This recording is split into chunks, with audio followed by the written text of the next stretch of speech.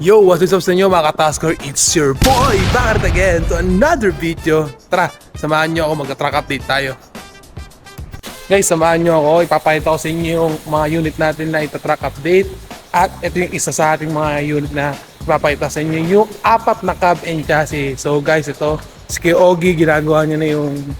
May dinidetail lang siya ng konti dito guys, pero tapos na rin naman siya. And tapos na siya pinturahan guys. Yan si Ogie. Ito yung apat na cabin chassis natin. Ito nyo naman yung loob guys. Oh.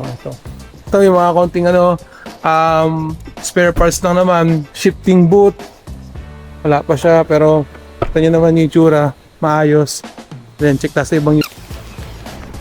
So ito guys. Ito may remedyo na ng konti rito kasi yan, kita nyo naman. Papakintabin to kasi yung iba makikintab yan. Isa, dalawa, tatlo makintab yan. Pati yung pang lima.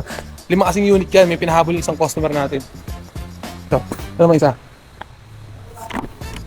Ayan guys. Ito, Mattings. Mattings, kulang na ito guys. Tapos, yan, tingnan naman.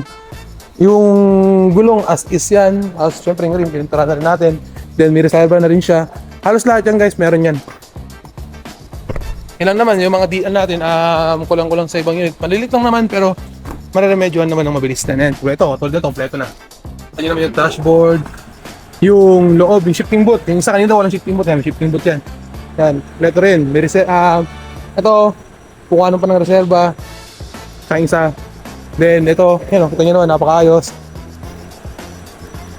Yan yung mga unit natin na kina-check dito lagi. Then, bago ilabas yung mga unit, dino-double check na namin. Then, niro-road test muna sa mga malulubak na daan para matagtag, malaman kung anong problema sa mga makina. Then, yan, konting detail na, konting dinis lang. Lalabas na to next week. Yo, dito naman tayo sa isang unit natin, yung Hyundai Universe na bus. So guys, samahan nyo ako at ipapakita ko sa inyo yung mga ginagawa nila sa loob. Sa makina, kasi nasa makina na sila ngayon, tapos sila mag-paint yan. Ito nyo naman. Para siyang pigeon guys. And buya, mag-detail dyan, naayos yung mga parts, yung mga handle, then nitiban tropa natin. Yan, si Yoyong, si idol ko, Marjon, yan. Naayos niya yung makina. Pinacheck nila.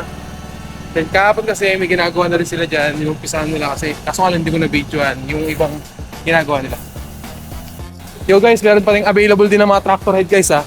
Available pa yan sa atin. May ilang unit na lang tayo. Yung iba nakuha na. Then, ayun o, kita nyo guys, repaint na rin yan. Ayun o. Repaint na rin yan. As loob niya, napakaganda guys.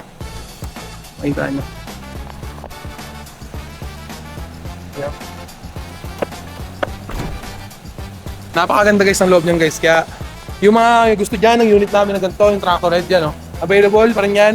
Pwede kayong pumunta sa Taskor, sa compound namin dito sa Anabuan C, Imus, Cavite. So guys, yun lang lahat ang track update natin. Then sa susunod ulit, yung mga magtapos, tsaka yung mga i-release, i-video natin guys. Yo, what's up? Bye-bye sa inyo mga Taskor.